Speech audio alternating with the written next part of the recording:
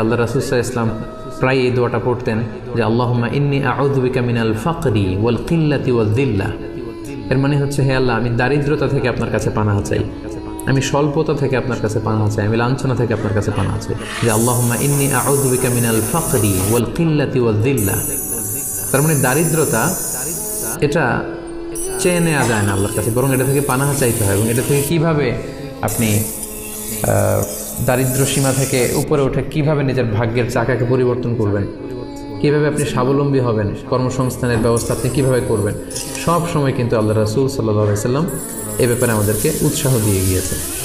আমি অনুরোধ করব, আপনারা যারা লাইভটি দেখছেন আপনারা শেয়ার করে দিন, তাহলে এখন যারা অনলাইনে আছে তারাও এই লাইভটি থেকে, আলোচনাটি থেকে উপকৃত হতে পারবে ইনশাআল্লাহ।